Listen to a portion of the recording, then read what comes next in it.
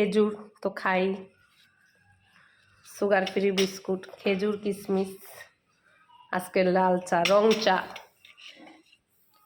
আজকে রং চা। তার মধ্যে দুটা জিনিস অ্যাড হয়েছে, দেখতে থাকুন।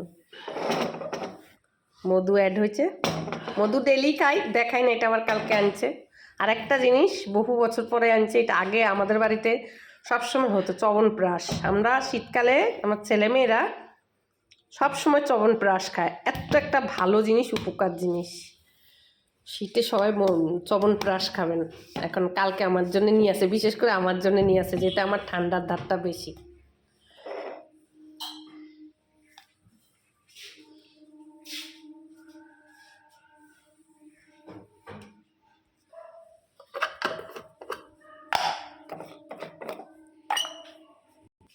চ্যবনপ্রাশ এত উপকার কি বলবো।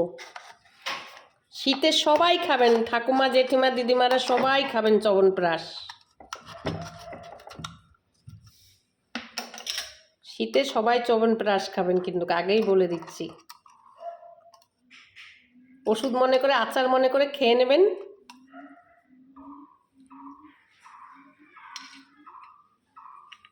মধু নেব এবার।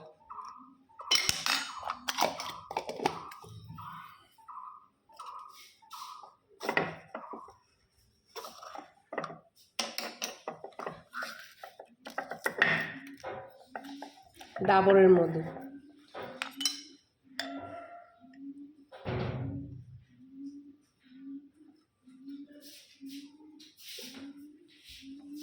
শহদ। গুড মর্নিং, শুভ সকাল, জয় শ্রীকৃষ্ণ, রাধে রাধে। আমার একটু সকালটা একটু দেরি করে হয়, সব সময় সমান হয় না। আজকে বৃহস্পতিবার, লক্ষ্মীর বার, অনেক কাজ। বৃহস্পতিবার দিন মেয়েদের প্রচুর চাপ থাকে। সুগার ফ্রি বিস্কুট, মিষ্টি বিস্কুট খাই না। সুগার ফ্রি বিস্কুট আমার জন্যে ঘরে আনা হয়, আমি মিষ্টি কোনো জিনিস খাই না।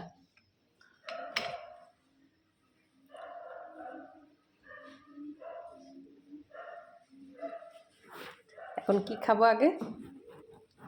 সবার আগে চ্যবনপ্রাশ খাবো।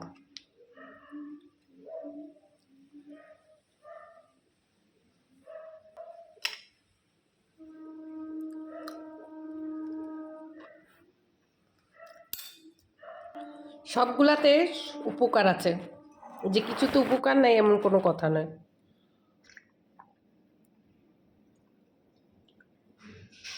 চ্যবনপ্রাশ খেয়ে আমি জল খেয়ে নিচ্ছি ওষুধের মতন।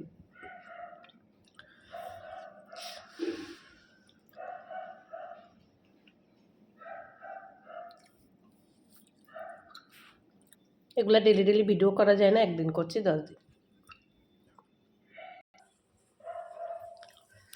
মধু এত উপকার, ছোট বড় বাচ্চা সবাই খায়। মধু যা উপকার, মধুর মতন উপকার কোনো জিনিস নেই। সব কিছুতে মধু লাগে। এমনকি আমরা যে চুল দেই, কন্ডিশনারের কাজও কাজ করে চুলে। দইয়ের মধ্যে যে মধু মিলিয়ে দেয় চুলে, কন্ডিশনারের কাজ করে। মধু এত উপকার।